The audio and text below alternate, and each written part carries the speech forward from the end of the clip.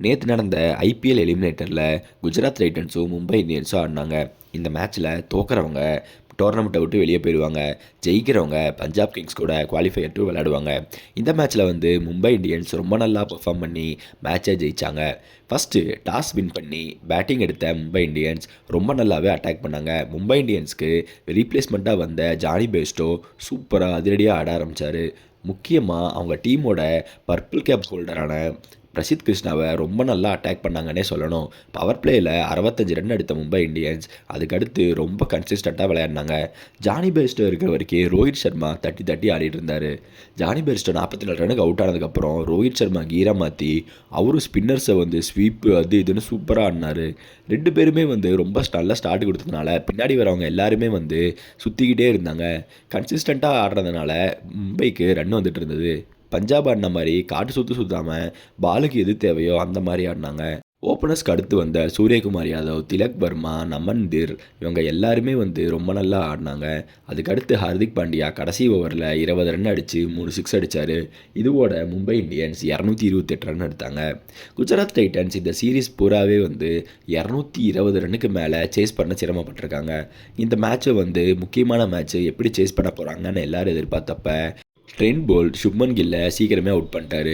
ஆனால் சாய் சுதர்ஷன் ஒரு பக்கம் ரொம்ப கன்சிஸ்டண்ட்டாக 4-4 அடிச்சிட்டு இருந்தாருன்னு சொல்லணும். அடுத்து இவங்களுக்கு ரீப்ளேஸ்மெண்ட்டாக வந்திருந்த குஷால் மெண்டிஸ் நல்லா ஸ்டார்ட் பண்ணியிருந்தாலும் அதுக்கடுத்து ஹிட் விக்கெட்டாகி அவுட் ஆனது சிரமமாக இருந்தது. ஏன்னா குஷால் மெண்டிஸ் விக்கெட் கீப்பிங்லேயுமே 2 ஈஸி கேட்சை விட்டுருந்தார். முக்கியமாக ரோஹித் சர்மாவுக்கு 2 கேட்ச் மிஸ்ஸும், சூரியகுமார் யாதவுக்கு ஒரு கேட்ச் மிஸ்ஸும் பண்ணியிருந்தாங்க குஜராத் டைட்டன்ஸ்.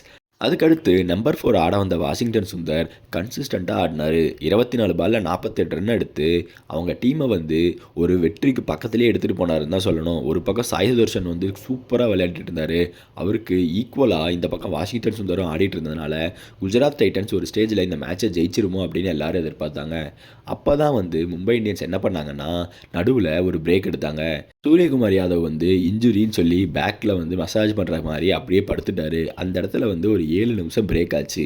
அந்த 7 நிமிஷத்தில் இவங்களோட மொமெண்டம் எல்லாமே போயிடுச்சு. அதுக்கு அடுத்து என்னாச்சுன்னா அடுத்த ஓவரே ஜஸ்பிரீத் பும்ராவை கொண்டு ஒரு அருமையான டெலிவரி போட்டு வாஷிங்டன் சுந்தர் அவுட் பண்ணார். அந்த வாஷிங்டன் சுந்தரோட விக்கெட்டு தான் மேட்சோட டேர்னிங் பாயிண்ட்னு சொல்லணும். ஏன்னா ரெண்டு பக்கமே 2 பேருமே ஃப்ளாலஸாக ஆடினாங்கன்னு தான் சொல்லணும். ரன் ரேட் 12 தேவைப்பட்டுச்சு அப்படின்னா அந்த 12 ரன் ரேட்டையுமே ஈஸியாக அடிச்சிட்டு இருந்தாங்க. ஒரு ஓவருக்கு ஒரு பவுண்டரி போயிட்டே இருந்தது. அதுக்கடுத்து ரன்னும் அடிச்சிட்டே இருந்தாங்க. அதனால் அவங்க ஜெயிச்சிருவாங்கன்னு எதிர்பார்த்தப்ப அந்த வாஷிங்டன் சுந்தரோட விக்கெட் மேட்ச் அப்படியே நிறுத்துச்சு. அதுக்கடுத்து சாய் சுதர்ஷனும் கிளீசன் பாலில் போல்டாக மேட்ச் அப்படியே மும்பை இந்தியன்ஸ் பக்கம் கொஞ்சம் கொஞ்சமாக வர ஆரம்பிச்சது.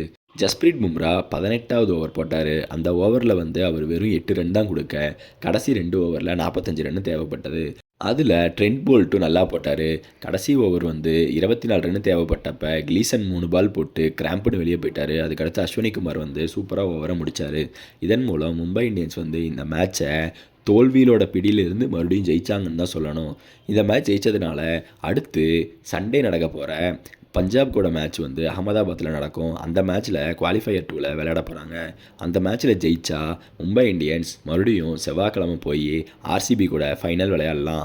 ஆனால் ஒரே ஒரு நாள் தான் கேப் இருக்குது. இந்த மாதிரி ஒரு எக்ஸாஸ்டிங் மேட்ச் ஆடிட்டு மறுபடியும் போய் நம்மளால் அதே அளவுக்கு எனர்ஜி கொடுக்க முடியுமா, இதே அளவுக்கு பர்ஃபார்மன்ஸ் கொடுக்க முடியுமா அப்படிங்கிறதெல்லாம் பார்க்கணும். ஏன்னா ட்ராவல் பண்ணி ஒரே நாளில் மேட்ச் ஆடுறது எல்லாமே சிரமம்.